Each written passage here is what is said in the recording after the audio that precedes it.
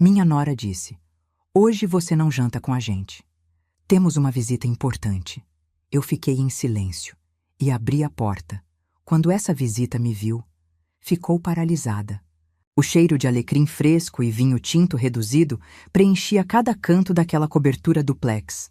Era um aroma que eu conhecia bem, afinal, fui eu quem ensinou a Cláudia, nossa ajudante, a selar o filé mignon exatamente daquele jeito, para que a carne desmanchasse na boca.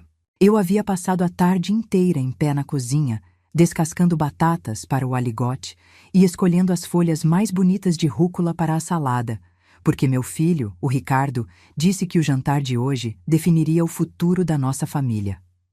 Eu limpei as mãos no avental, sentindo aquela dorzinha familiar na lombar que a idade insiste em trazer, e caminhei em direção à sala de jantar. A mesa estava posta como nos filmes, cristais brilhando, guardanapos de linho branco dobrados em forma de lírio. Mas, quando coloquei a mão na maçaneta da porta de vidro que separava a cozinha da área social, senti uma mão gelada sobre o meu pulso. Era ela, Patrícia, minha nora. Ela estava deslumbrante, preciso admitir. Usava um vestido de seda cor de champanhe que custava mais do que a aposentadoria de um ano inteiro de muita gente honesta. Mas o sorriso não chegava aos olhos. "Onde a senhora pensa que vai, dona Clarice?" Ela sussurrou, mas o tom era de uma ordem militar. "Vou me sentar, Patrícia. O risoto já está no ponto." O Ricardo disse que o convidado chegaria às 8. Ela soltou uma risada curta, seca, como se eu tivesse contado uma piada de mau gosto. Ela se colocou na frente da porta, bloqueando minha passagem com o corpo, me olhando de cima a baixo, reparando na minha blusa de malha simples e na calça de elástico que eu usava para ficar em casa. "Hoje não," ela disse, e cada palavra foi como um estalo de chicote. "Hoje a senhora não janta com a gente. Temos uma visita importante, Clarice. Um investidor de alto nível. Não posso ter a senhora na mesa tossindo ou contando aquelas histórias repetitivas do Brás ou..." Ela fez uma pausa dramática, torcendo o nariz, cheirando a refogado. Eu senti o sangue sumir do meu rosto. Não pela ofensa, mas pela crueldade. Eu havia feito aquele refogado. "Ricardo sabe disso?" perguntei, minha voz saindo mais firme do que eu esperava. "Ricardo concorda comigo. Ele quer salvar a empresa e, para isso, precisamos parecer impecáveis. A Cláudia vai levar um prato feito para o seu quarto. Por favor, não saia de lá até a visita ir embora. É para o bem de todos." Ela se virou, bateu a porta na minha cara e puxou a cortina de voal, me isolando na cozinha como se eu fosse um móvel velho que destoava da decoração moderna. "Antes de eu te contar o que eu fiz naquele momento, e acredite, você não vai querer perder. Se você já sentiu na pele o que é ser deixada de lado dentro da sua própria casa, se inscreva aqui no canal. Vamos juntas mostrar que respeito não tem prazo de validade." Eu fiquei ali, parada, olhando para a porta fechada. O som das taças, sendo colocadas na mesa do lado de lá, parecia vir de outro mundo. O meu mundo agora se resumia àquela cozinha de serviço e ao quartinho dos fundos, o antigo depósito de empregada, para onde fui transferida 6 meses atrás. Não chorei. Engoli o choro junto com a dignidade ferida. Peguei meu pano de prato, dobrei milimetricamente e o coloquei sobre a bancada. Não aceitei o prato que a Cláudia, com os olhos cheios de pena, tentou me oferecer. "Não tenho fome, minha filha." Menti. Eu tinha fome, sim. Fome de justiça. Caminhei pelo corredor estreito até o quartinho. Sentei na cama dura, ouvindo o burburinho da cidade lá fora. Minutos depois, a campainha tocou. Ouvi a voz exageradamente aguda da Patrícia. "Seja muito bem-vindo, doutor. Que honra recebê-lo." E ouvi a voz do meu filho, Ricardo, trêmula, submissa. E então ouvi a voz do convidado. Grave, pausada. Uma voz que fez minha espinha gelar, não de medo, mas de reconhecimento. Eu conhecia aquela voz. Olhei para o espelho manchado na parede do quartinho. Vi uma senhora de 68 anos, de cabelos brancos presos num coque frouxo, com olheiras de quem dorme mal. Patrícia achava que eu era um estorvo invisível. Ricardo achava que eu era passado. Mas eles esqueceram quem eu fui. Esqueceram que, antes de ser a vovó que mora nos fundos, eu negociava contratos com os homens mais difíceis da indústria têxtil sem baixar a cabeça. Levantei-me. A tristeza deu lugar a uma energia elétrica que subiu pelas minhas pernas. Abri a porta do meu guarda-roupa improvisado. Lá no fundo, protegido por uma capa plástica, estava ele. Meu blazer de veludo cor de vinho. Corte clássico, tecido nobre, ombreiras discretas. Uma peça de quando eu era chefe. Vesti o blazer sobre a blusa simples. Soltei o cabelo. Passei o único batom que me restava, um tom de terra suave. Eu não ia jantar no quarto. Caminhei pelo corredor de serviço em silêncio absoluto. Cheguei à porta que dava para a sala de jantar. Podia ouvir o tinir dos talheres e a conversa forçada. Coloquei a mão na maçaneta. Minha mão não tremia. Girei devagar. O que aconteceu quando eu abri aquela porta não foi apenas um jantar interrompido. Foi o início do fim da farsa deles. Mas eles não faziam ideia de quem estava sentado àquela mesa, e nem do que aquele homem significava na minha história. Antes de eu girar aquela maçaneta e enfrentar o tribunal da minha própria família, você precisa entender como eu vim parar naquele quartinho de fundos. Ninguém acorda um dia e decide ser tratado como estorvo. Isso acontece aos poucos, como uma infiltração na parede que a gente finge que não vê. 10 anos atrás, eu não era a velha do quarto dos fundos. Eu era a Dona Clarice da Rua Miller, no coração do Brás. Eu comandava 40 costureiras e conhecia a diferença entre seda pura e poliéster só pelo barulho que o tecido fazia quando rasgava. Minha vida tinha cheiro de café forte e tecido novo. Eu tinha minha independência, minha casa térrea na Muca, com piso de caquinhos vermelhos e uma parreira de uva no quintal que meu falecido marido plantou. Mas eu tinha um ponto fraco. O Ricardo. Ricardo sempre foi um menino bom, mas tinha a cabeça nas nuvens. Ele olhava para as minhas máquinas de costura com desprezo. Mãe, o futuro é tecnologia. Ninguém fica rico costurando botão, ele dizia, com os olhos brilhando diante da tela de um computador. Ele queria lançar um aplicativo, uma tal de startup, mas dizia que precisava de capital inicial e de um endereço que passasse credibilidade para os investidores.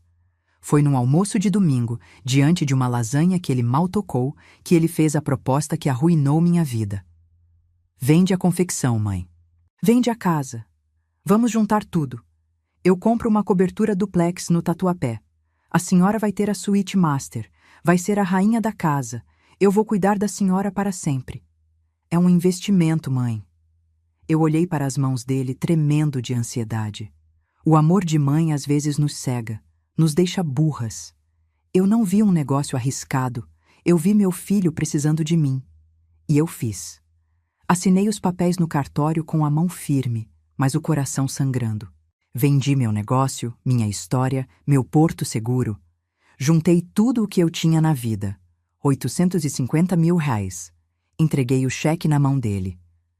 Lembro até hoje do abraço que ele me deu, me tirando do chão. A senhora nunca mais vai precisar trabalhar, ele prometeu. Compramos o apartamento. No começo era tudo lindo. Eu tinha, de fato, a suíte principal com varanda. Ricardo montou o escritório dele. Parecia que tínhamos vencido. Mas eu cometi o erro clássico de quem ama demais. Não coloquei nada no papel. O apartamento ficou 100% no nome dele para facilitar a burocracia do financiamento do restante, ele disse. Eu confiei. Afinal, quem desconfia do filho que carregou no ventre? Mas o que eu não sabia é que aquele apartamento de luxo não era um lar para nós dois. Era um palco.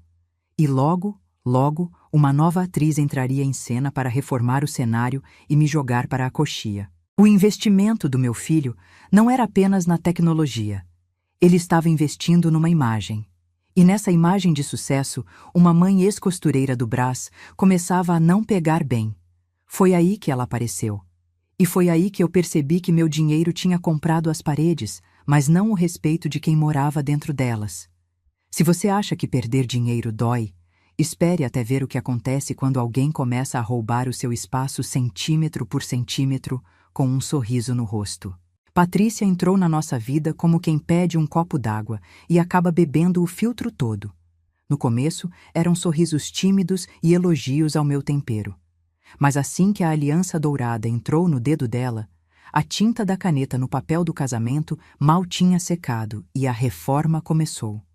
Não nas paredes, mas na minha existência ali dentro. A primeira punhalada veio num domingo de manhã, enquanto eu coava o café. Patrícia, com seu roupão de seda, encostou na pia e disse, como quem comenta sobre o tempo: Dona Clarice, eu e o Ricardo estamos pensando. A senhora não acha que aquela suíte master é muito grande só para uma pessoa? Sabe como é? Casal novo precisa de espaço, de privacidade. O banheiro tem hidromassagem e a senhora nem usa por causa da pressão baixa. Eu olhei para o Ricardo. Ele desviou o olhar para o celular. Ali eu entendi. A decisão já tinha sido tomada. Eu não tinha voz. Fui remanejada para o quarto de hóspedes.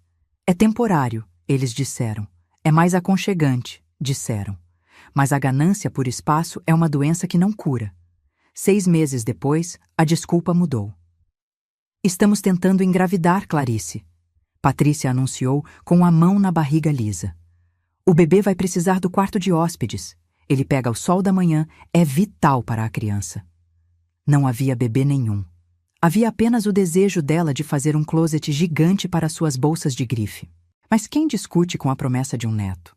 E assim, fui empurrada para o quartinho dos fundos. Aquele cubículo perto da área de serviço, sem janela direta, onde mal cabia uma cama de solteiro e uma cômoda. O lugar era frio, úmido e cheirava a produtos de limpeza. De rainha da casa, virei um entulho que a gente esconde quando a visita chega. Mas a dor física do quarto apertado não foi nada comparada à dor que senti na terça-feira seguinte.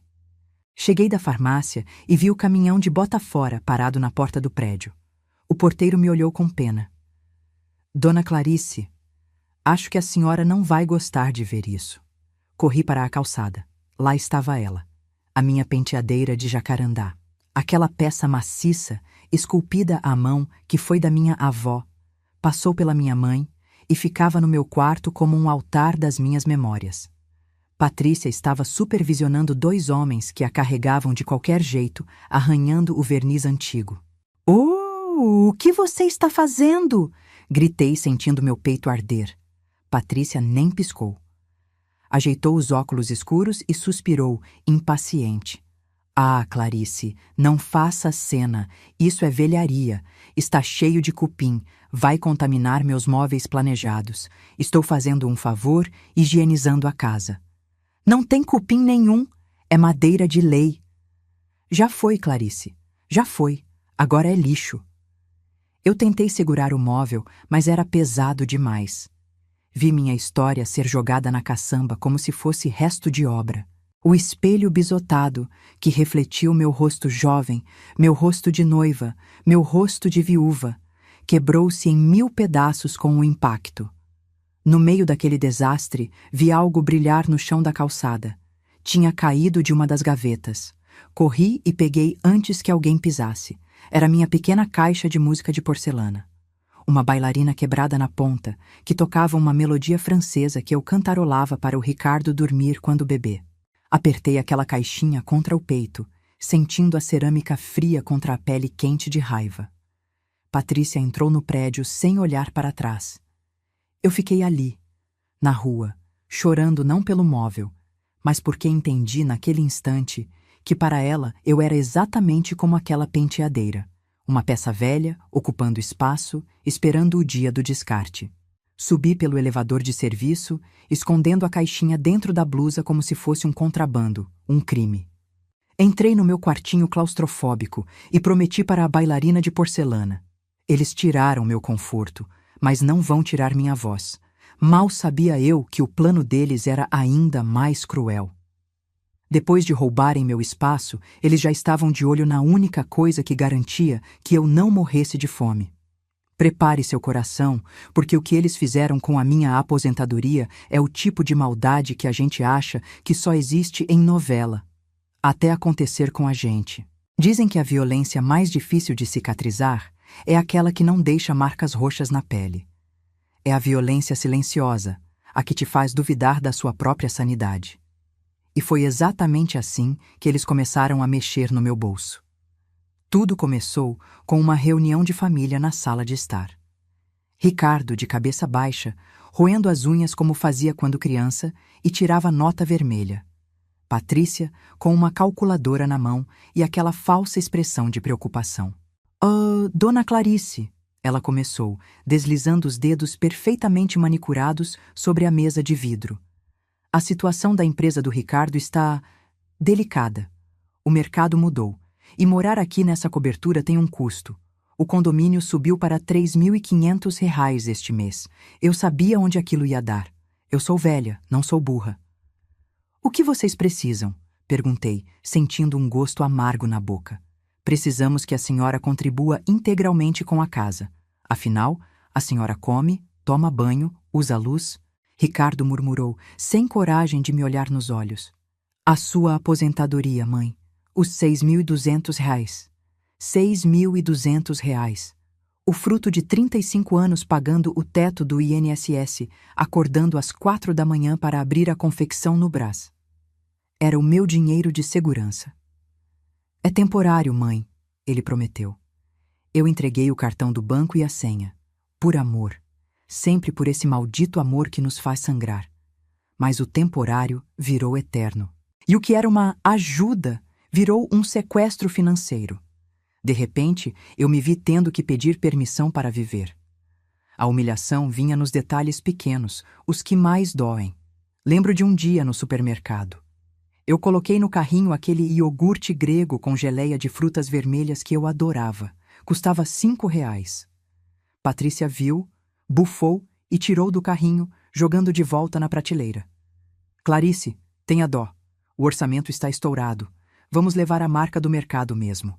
É tudo leite talhado igual. Eu baixei a cabeça, envergonhada, enquanto a caixa passava as compras.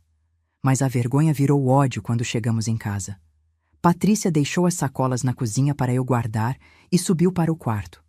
Ela voltou minutos depois, desfilando com uma bolsa nova, de couro legítimo, cor caramelo. Eu conhecia aquela marca. Não custava menos de R$ 2.000. Presentinho que me dei, ela disse, vendo meu olhar fixo na bolsa. Eu mereço, né? Administrar essa casa dá um trabalho. Meu sangue ferveu. Não tinha R$ 5 para o meu iogurte, mas tinha R$ 2.000 para a vaidade dela? O meu dinheiro não estava pagando o condomínio, estava financiando o luxo de uma parasita enquanto eu tinha que pedir, quase implorando, R$ 80 para comprar minha losartana na farmácia. Eu não era mãe, nem hóspede. Eu era uma conta bancária com pernas, trancada num quarto de fundos. Mas a ganância é cega. Eles achavam que, por controlarem meu cartão, controlavam minha mente. Eles não sabiam que eu estava prestes a ouvir o que não devia e descobrir que o plano deles era muito mais macabro do que apenas roubar minha aposentadoria. O que eu ouvi através daquela parede fina me fez tremer mais do que qualquer frio, e foi ali que a mãe morreu e a leoa acordou. Naquela casa, eu tinha me tornado uma espécie de fantasma. Eu limpava, lavava e passava, mas ninguém me via. E essa invisibilidade, que tanto me machucava, acabou se tornando a minha maior arma. Era uma quinta-feira chuvosa. A casa estava úmida e fria. Eu passava um pano no corredor, perto da porta do escritório do Ricardo. A porta estava entreaberta, só uma frestinha, mas o suficiente para o som vazar. Ouvi o barulho de gelo caindo num copo de uísque. Eram 3 da tarde. Mau sinal. Parei o rodo, prendi a respiração. Ricardo, a gente não pode continuar assim. Era a voz da Patrícia, impaciente. O closet não cabe mais nada. Eu preciso derrubar a parede do quarto de hóspedes para ampliar. Mas, amor, a voz do Ricardo era um fiapo. A mãe dorme no quartinho dos fundos. Se a gente aumentar seu closet, vai tirar o espaço da área de serviço. Onde ela vai ficar? Houve um silêncio pesado, cruel. Ricardo, acorda, ela disse com a frieza de quem negocia gado.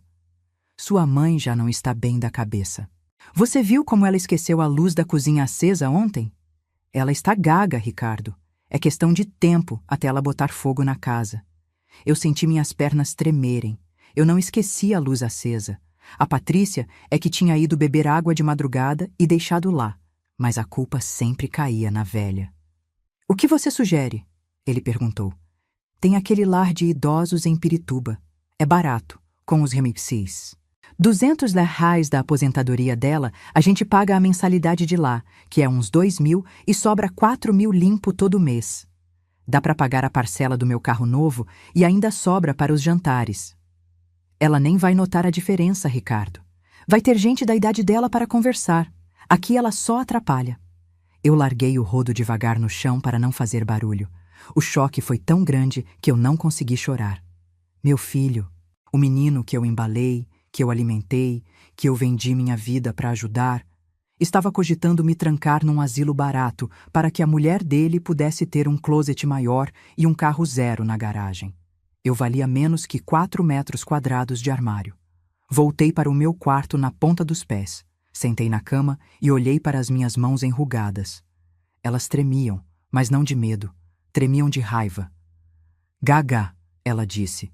Inútil, ela pensou. Naquele momento, algo mudou dentro de mim. A tristeza profunda, aquela depressão que me mantinha deitada, secou. No lugar dela, nasceu uma clareza fria e cortante. Se eles achavam que eu estava gaga, eu ia usar isso a meu favor. Se eles achavam que eu era invisível, eu seria a melhor espiã que aquela casa já viu. Eles esqueceram que antes de ser mãe, eu fui empresária. Eu sabia gerenciar crises. Eu sabia derrubar concorrentes desonestos. Enxuguei uma lágrima solitária que escorreu no meu rosto e levantei a cabeça. Você quer guerra, Patrícia? Então você vai ter. Abri minha gaveta de meias. Lá no fundo, escondido dentro de um par de meias de lã, estava um caderno preto antigo e uma caneta. Era a hora de começar a contabilidade do meu sofrimento. Mas eles não sabiam que eu tinha um segredo guardado a 7 chaves. Um segredo financeiro que mudaria tudo. Eles achavam que tinham me tirado tudo, mas esqueceram de procurar no único lugar que realmente importava. A partir daquele dia, vesti a máscara que eles criaram para mim. Se Patrícia queria uma velha gaga e surda, era exatamente isso que ela teria. Durante o dia, eu caminhava arrastando os chinelos, perguntava a mesma coisa 2 vezes, deixava o controle da TV cair. Eles riam pelas costas. A mãe já era, Ricardo dizia aliviado. Mal sabiam eles que quando a porta do meu quartinho se fechava à noite, a velha gaga desaparecia. Debaixo do colchão, dentro de uma fronha velha, eu guardava minha arma secreta, um caderno de capa preta. Ali, com minha letra cursiva impecável de antiga professora de corte e costura, eu registrava tudo. Dia 12. Patrícia me chamou de peso morto na frente da faxineira. Desviou $400 da conta conjunta para o cabeleireiro. Dia 18. Ricardo gritou comigo porque pedi um cobertor mais quente. Disse que eu custava caro demais. Mas o maior segredo não estava naquele caderno. Estava no que eu não vendi. Quando me desfiz da confecção e da casa para dar o dinheiro ao Ricardo, uma intuição, aquela voz de Deus que sopra no ouvido das mães, me fez segurar algo. Eu não vendi um pequeno galpão que eu tinha na rua do gasômetro. Era um imóvel feio, caindo aos pedaços, mas que eu aluguei para uma oficina mecânica. Eles não sabiam, mas todo dia 5 caíam R$ 2.500 numa conta poupança antiga da Caixa, daquelas cadernetas azuis que ninguém usa mais. Eu nunca toquei nesse dinheiro. Deixei render por 10 anos. Hoje eu tinha um fundo de emergência de exatos R$ 120 mil. Eu não era rica, mas não era indigente. Eu tinha o poder da fuga. Numa terça-feira, fingi que ia à igreja rezar o terço. Peguei um táxi e fui ao escritório do Dr. Hélio, no Centro Velho de São Paulo. O prédio cheirava a cera e poeira, cheiro de justiça antiga. Dr. Hélio, com seus suspensórios e bigode branco, me recebeu como uma irmã. Quando mostrei a escritura do apartamento e contei o que estava vivendo, ele tirou os óculos e sorriu, um sorriso de quem tem um as na manga. Clarice, minha querida, você não fez uma venda simples para o Ricardo. Lembra que colocamos como doação com reserva de usufruto para evitar impostos na época? E lembra da cláusula de revogação por ingratidão? Meu coração parou. Ingratidão é crime, Hélio? No Código Civil é motivo para anular a doação, Clarice. Injúria grave, calúnia, falta de amparo. Se provarmos que eles te maltratam, o apartamento volta a ser seu. E com esse caderno aqui, ele bateu a mão nas minhas anotações. Nós temos a munição. Saí daquele escritório sentindo o sol bater no rosto de um jeito diferente. O ar parecia mais leve. Eu não era mais a vítima encurralada. Eu era a dona do tabuleiro. Voltei para casa a tempo de ver Patrícia gritando com a entregadora de flores. Entrei no meu quartinho, guardei o cartão do advogado junto com o caderno e esperei. A data do grande jantar com o investidor estava marcada para a próxima sexta-feira. Seria o palco perfeito. Eles queriam impressionar o homem que salvaria a empresa, pois eu faria questão de que a impressão fosse inesquecível. A sexta-feira chegou arrastando uma tensão elétrica que fazia os pelos do meu braço arrepiar. A casa parecia um campo de batalha disfarçado de capa de revista. Patrícia acordou às 6 da manhã, gritando ordens para a faxineira, mandando polir a prataria que nem era dela, era do meu enxoval, até que pudesse ver o reflexo dos seus dentes clareados nas travessas. Ricardo era uma pilha de nervos. Ele andava de um lado para o outro na sala, ajeitando a gravata, suando frio. A empresa dele estava por um fio. Dívidas trabalhistas, fornecedores atrasados. Ele precisava daqueles 5 milhões de euros como um náufrago precisa de ar. E a única boia de salvação era esse tal Dr. Figueiredo, um investidor lendário, conhecido por ser implacável com incompetência. Por volta das 7 da noite, quando o cheiro do filé mignon já perfumava o corredor, Patrícia entrou no meu quartinho. Ela não bateu. Nunca batia. Ela estava impecável no seu vestido de seda champanhe, mas seus olhos eram fendas de ansiedade e maldade pura. Escuta bem, Clarice. Ela sibilou, encostando a porta atrás de si para que o Ricardo não ouvisse. O doutor Figueiredo é um homem sofisticado. Ele detesta drama, detesta velhice, detesta cheiro de doença. Eu estava sentada na cama, com meu caderno preto escondido debaixo do travesseiro. Olhei para ela com uma calma que a desconcertou. Eu não estou doente, Patrícia. Para mim, a senhora é um câncer nessa casa. Ela disparou, e eu senti o golpe, mas não sangrei. Se a senhora ousar colocar o nariz para fora desse quarto, se a senhora fizer um barulho sequer, eu juro pela minha vida que amanhã de manhã a senhora acorda no asilo público de Pirituba.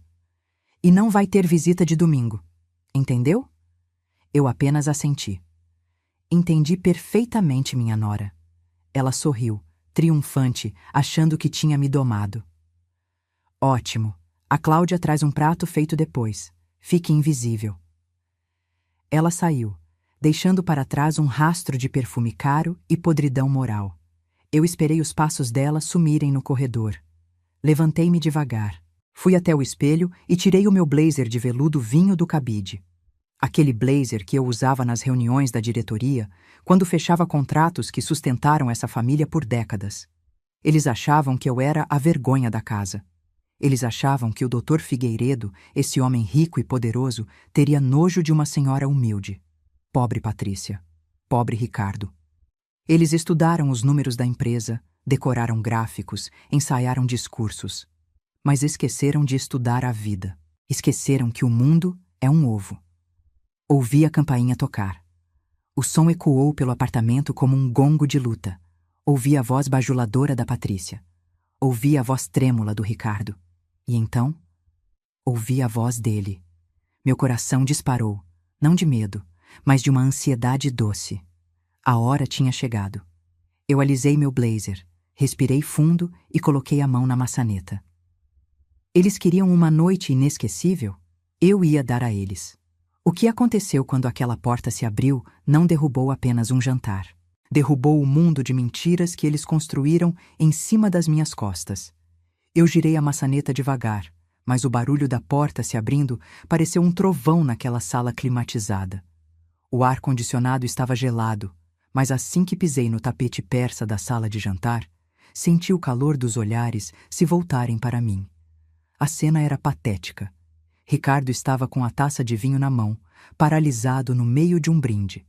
Patrícia, que estava de costas para mim, virou-se lentamente. Quando me viu ali, parada, com meu blazer de veludo vinho e a cabeça erguida, o rosto dela passou de um sorriso falso para uma máscara de puro ódio. Ela ficou vermelha, uma veia saltou no pescoço dela. Ela se levantou num pulo, derrubando o guardanapo no chão. O que significa isso? Ela sussurrou entre dentes, caminhando na minha direção como um animal acuado, tentando me bloquear da visão da visita. Eu disse para a senhora não sair. Então, ela se virou para o convidado, abrindo aquele sorriso amarelo, desesperado. Mil perdões, doutor Figueiredo. Essa é a mãe do Ricardo. Como eu disse, a idade chega, a cabeça falha. Ela costuma fugir do quarto. É uma situação muito triste, o senhor entende. Demência senil. Ricardo tentou ajudar na mentira. É, doutor. Mamãe às vezes não sabe onde está. Vamos levá-la de volta.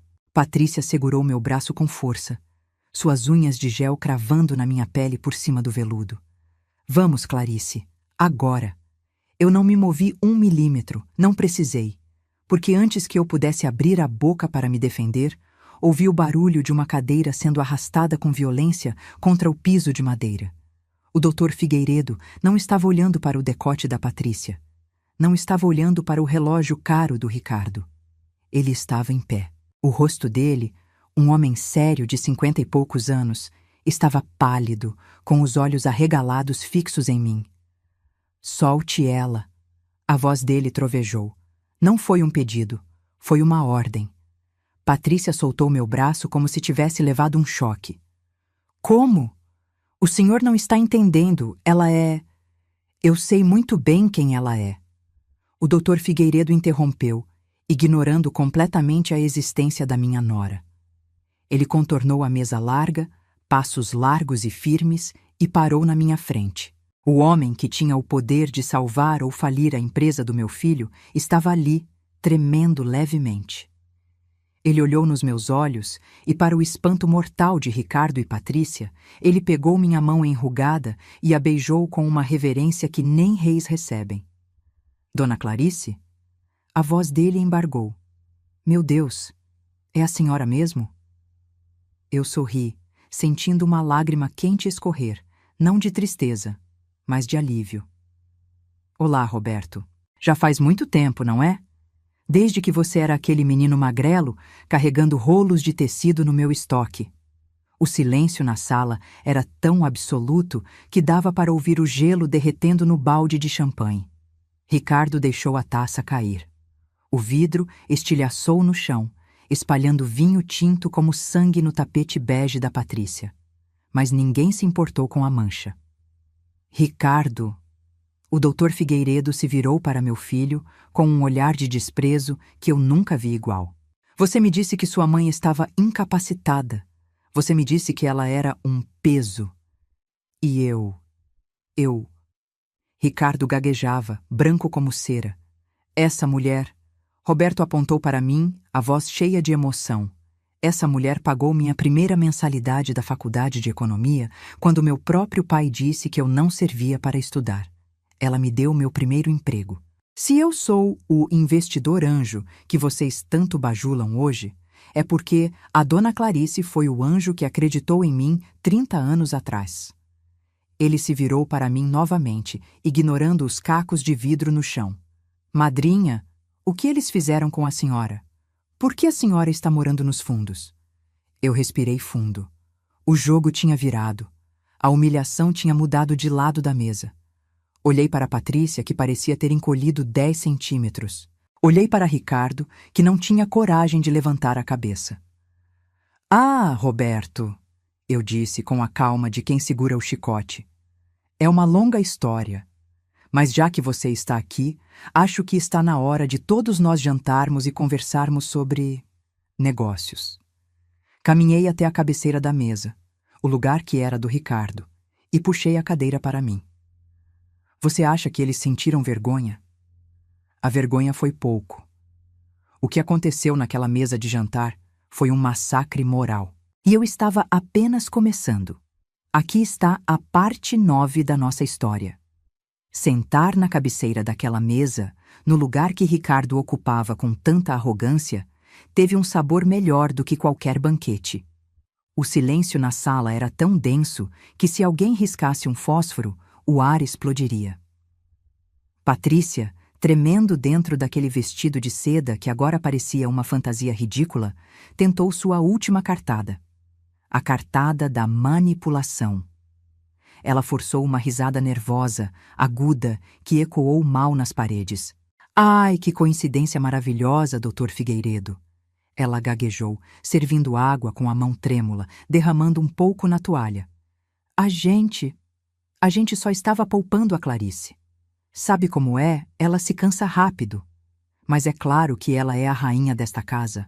Não é, vozinha? Ela tentou tocar meu ombro. Eu nem precisei me mexer. O Roberto, para eles, Dr. Figueiredo, lançou um olhar tão cortante para a mão dela que ela recolheu o braço como se tivesse tocado em brasa. Poupar?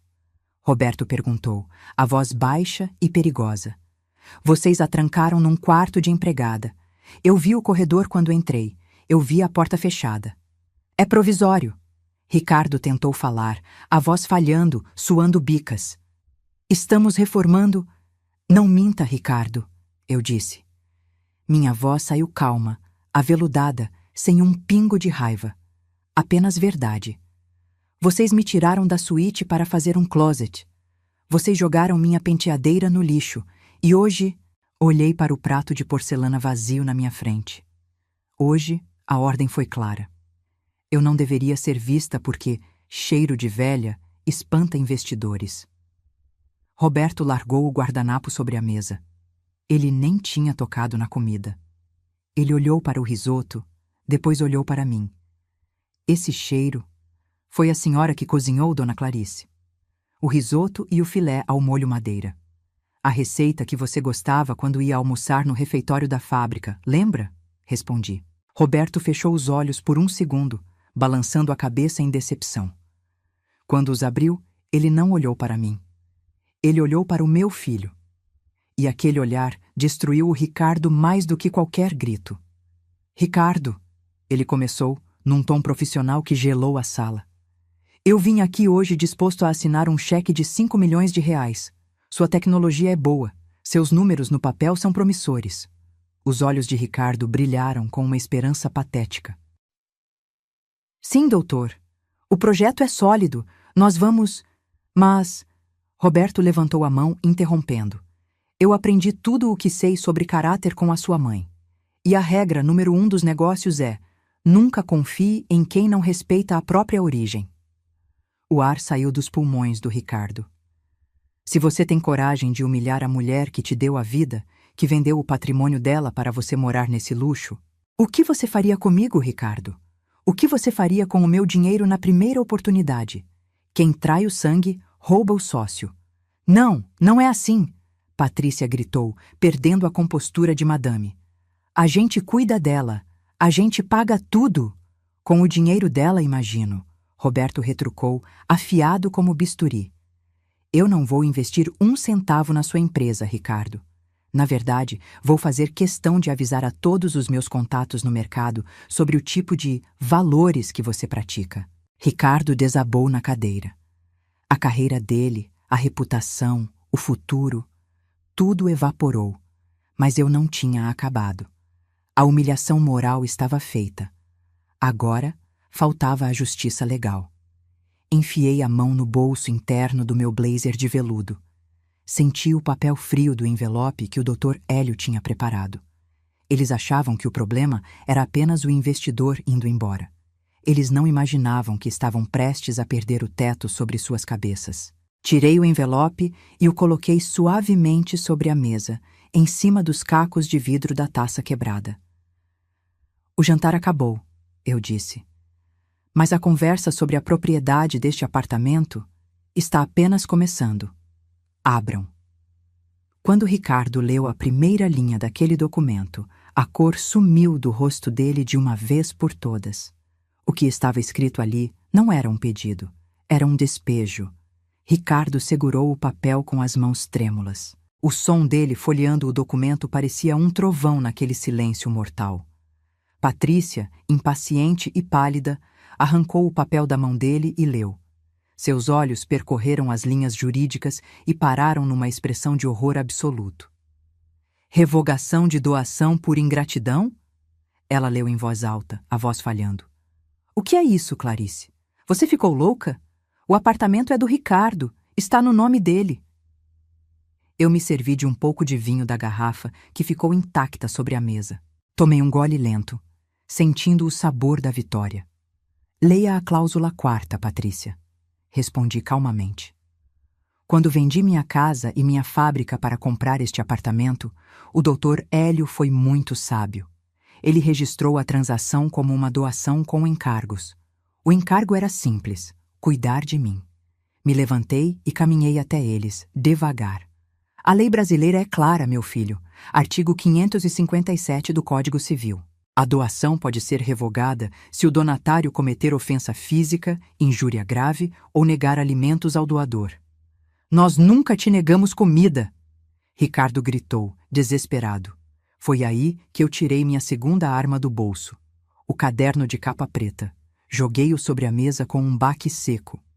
Não? Perguntei, abrindo numa página marcada. Dia 14 de março. Hoje não janta, tem visita. Dia 02 de fevereiro. Cortei o remédio da pressão porque precisamos pagar o IPVA. Está tudo aqui, Ricardo. Datas, horários, insultos. E mais, os extratos bancários provando que vocês desviam minha aposentadoria para pagar luxos, enquanto eu tenho que pedir esmola para comprar analgésico.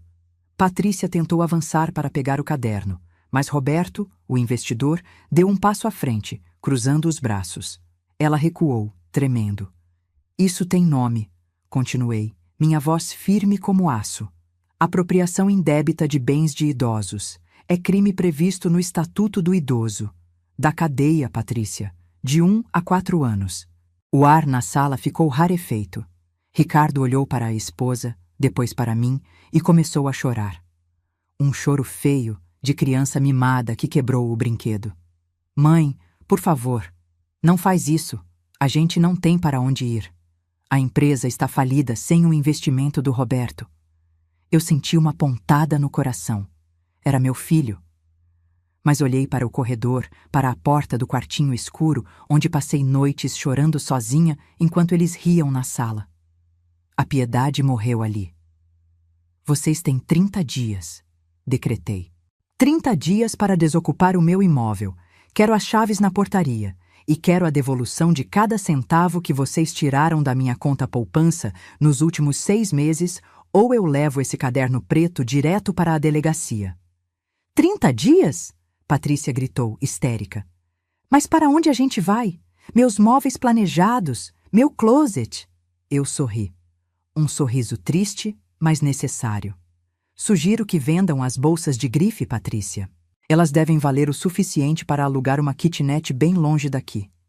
Eles estavam destruídos. Não por mim, mas pela própria ganância. Roberto tocou meu ombro, em sinal de apoio.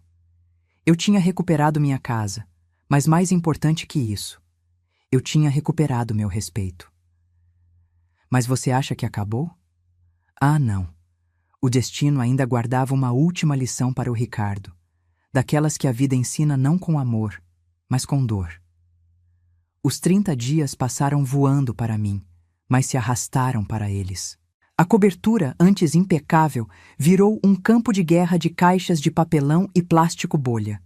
E foi ali, no meio daquela bagunça, que a verdade nua e crua apareceu.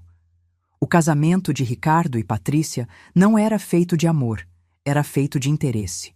E interesse não sobrevive à falência. No dia da mudança, não houve caminhão de luxo. Ricardo teve que contratar um carreto simples, daqueles que a gente negocia na esquina. Eu fiquei na varanda, observando. O apartamento ecoava, vazio. Eles tinham arrancado até os lustres e as cortinas, deixando buracos no teto que pareciam feridas abertas no gesso. A briga final aconteceu no hall do elevador. eu ouvi tudo. Você é um fracassado, Ricardo, Patrícia gritava, sem se importar com os vizinhos que ela tanto tentou impressionar antes. Você me prometeu uma vida de rainha e agora quer que eu vá morar num apartamento de 40 metros quadrados na Aclimação? É o que dá para pagar, Patrícia. Se você vendesse suas bolsas... Vender minhas bolsas para pagar suas dívidas? Nunca! Ela jogou uma caixa no chão. O som de vidro quebrando foi o ponto final. Eu vou para a casa da minha mãe. Sozinha. Acabou, Ricardo. Não casei para passar necessidade. Vi Patrícia entrar no elevador social com 2 malas de grife e desaparecer. Ela não olhou para trás. Não houve abraço de despedida, nem lágrimas de saudade. Apenas o silêncio frio de um contrato comercial rompido. Ricardo ficou ali, parado no corredor, segurando uma caixa de livros pesada. Ele olhou para mim. Estava mais magro, com a barba por fazer, os olhos vermelhos. Pela primeira vez em anos, vi meu filho e não o fantoche daquela mulher. Ele esperou.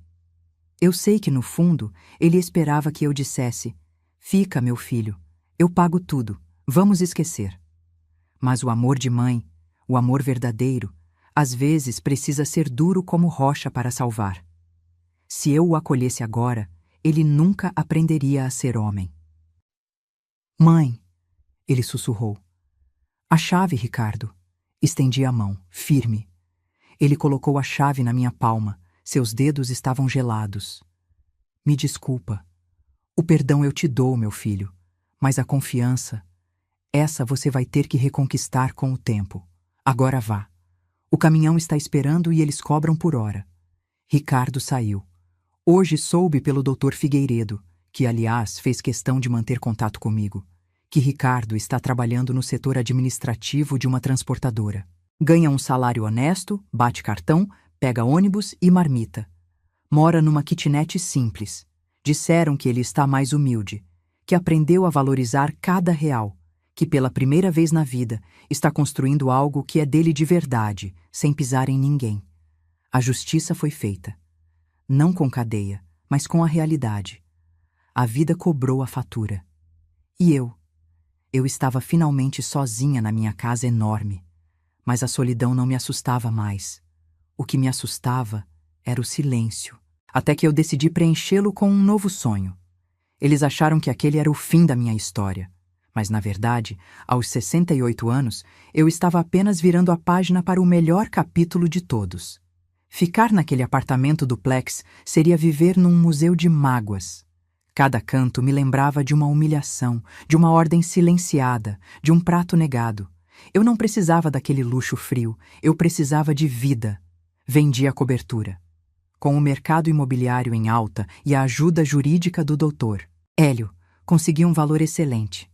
Peguei meu dinheiro, minha dignidade e aquele meu blazer de veludo vinho e subi a serra. Sempre sonhei com o cheiro de terra molhada e pinheiros. Comprei um casarão antigo, precisando de amor, na Serra da Mantiqueira. Reformei cada tábua, não para fazer um closet para bolsas fúteis, mas para criar quartos acolhedores. Hoje, abro as janelas e não vejo prédios cinzas.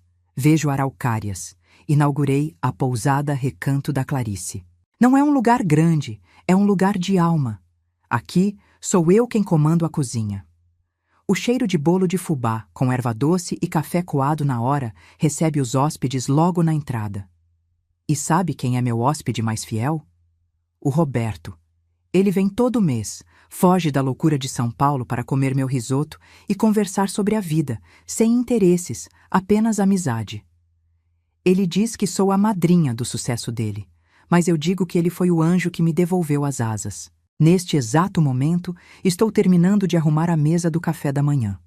Os hóspedes estão descendo sorrindo, me desejando "Bom dia, Dona Clarice", com um respeito genuíno, aquele que faltou dentro da minha própria família.